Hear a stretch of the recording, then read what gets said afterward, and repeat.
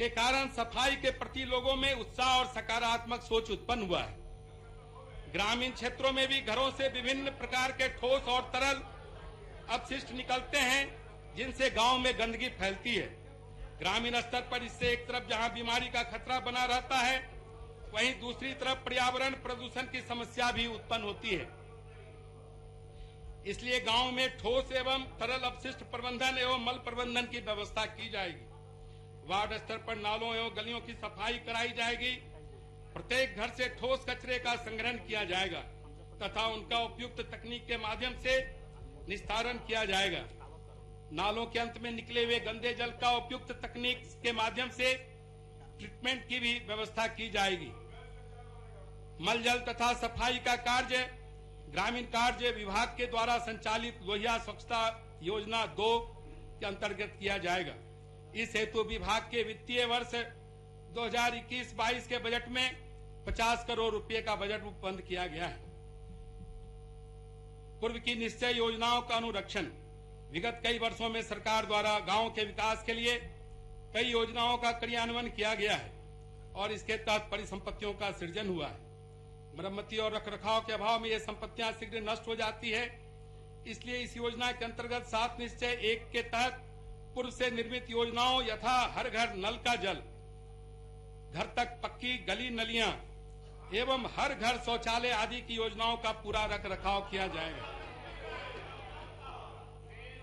लोक स्वास्थ्य अभियंत्रण विभाग के अंतर्गत किए जाने वाले कार्यों के लिए वित्तीय वर्ष 2021-22 के बजट में 400 करोड़ रुपए का बजट प्रावधान किया गया है। पशु एवं मत्स्य संसाधनों का विकास। गांव की समृद्धि का आधार कृषि एवं पशुधन है। दुग्ध उत्पादन, मुर्गी पालन, मछली पालन जैसे व्यवसाय गांव में रोजगार के साधन होते हैं, जिससे ग्रामीणों की आय में वृद्धि होती है। इसके लिए हमें ग्रामीणों को नई तकनीक से उक्त व्यवसाय करने में सहायता देनी होगी। आधुनिक तकनीकों का इस्तेमाल कर दुग्ध उत्पादन एवं प्रसंस्करण, मुर्गी पालन, मछली पालन आदि को बढ़ावा दिया जाएगा। राज्य के अस्थिर चौड़ क्षेत्रों का विकास बड़े पैमाने पर किया जाएगा। साथ ही अन्य क्षेत्रों में तालाबों, पोखरों एवं बड़े जलाशयों में मछली पालन को बढ़ावा दिया जाएगा। आधुनिक मत्स्य पालन तकनीकों का प्रसार किया जाएगा तथा मछली पालन के पूरे उत्पादन श्रृंखला पर काम किया जाएगा।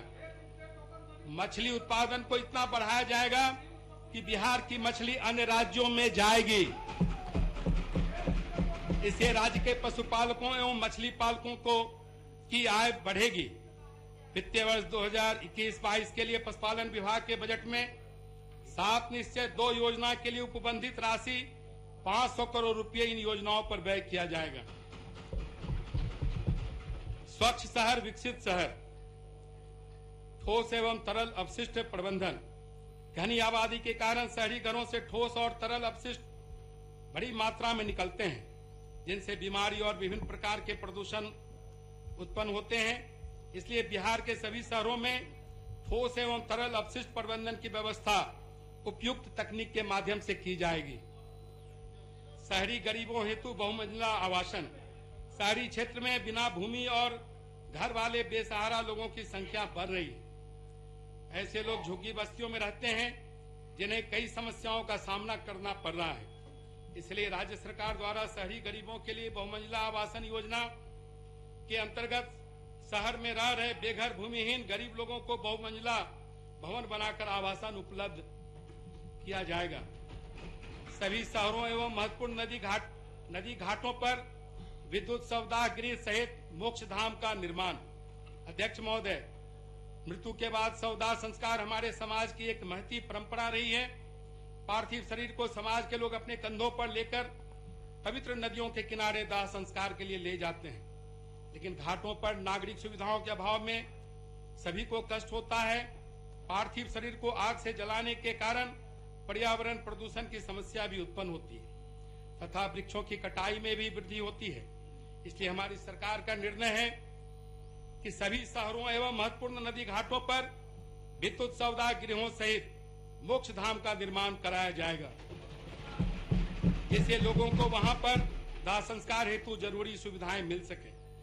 सभी शहरों में स्ट्रॉन्ग वाटर ड्रेनेज सिस्टम को विकसित किया जाएगा, जिससे कि जल जमाव की कोई समस्या न हो। इन योजनाओं के लिए नगर विकास विभाग के बजट में 450 करोड़ रुपए का बजट उपबंध किया गया है। वृद्धजनों हेतु आश्रय स्थल। महोदय, समाज में संयुक्त परिवार की परंपरा टूट रही है। इससे सबसे अधिक प्रभावित होने वाले वर्ग हमारे सम्मानित वृद्धजन होते हैं। शहरी क्षेत्र के वृद्धजनों को अकेलापन का सामना करना पड़ता है। इस स्थिति को ठीक करने हेतु सरकार की तरफ से वृद्धजनों के लिए आश्रय स्थल का निर्माण करने की योजना है। इसके अंतर्गत वृद्धजनों के लिए सभी शहरों में आश्रय स्थल बनाया जाएगा तथा इसके लिए बेहतर प्रबंधन एवं संचालन की व्यवस्था की जाएगी। इस हेतु समाज कल्याण विभाग के वित्तीय वर्ष 2021-22 में 90 करोड़ रुपया व्यय करने का प्रस्ताव है। सुलभ संपर्कता। ग्रामीण पथों की संपर्कता। ग्रामीण क्षेत्रों में कई ऐसे बसावट और गांव हैं जिनका संपर्क प्रखंड स्तरीय कार्यालयों, अस्पतालों, राज्य उच्च पथों तथा राष्ट्रीय उच्च पथों से नहीं है। ऐसे ग्रामीणों को बरसात के मौसम में काफी कठिनाइयों का सामना करना पड़ता है। ऐसे गांवों को प्रखंड स्तरीय कार्यालयों और उच्च पथों से जोड़ने के लिए गांव में संपर्क सड़क बनाने की आवश्यकता है। इसलिए सुलभ संपर्कता योजना के अंतर्गत आसपास के गांवों को जोड़ते हुए मुख्य पथों एवं महत्वपूर्ण स्थानों, प्रखंड, थाना और मंडल अथवा महत्वपूर्ण सुविधाओं यथा बाजार, अस्पताल, राज्य उच्च पथ एवं राष्ट्रीय उच्च पथों तक संपर्कता हेतु नई सड़कों का निर्माण कराया जाएगा।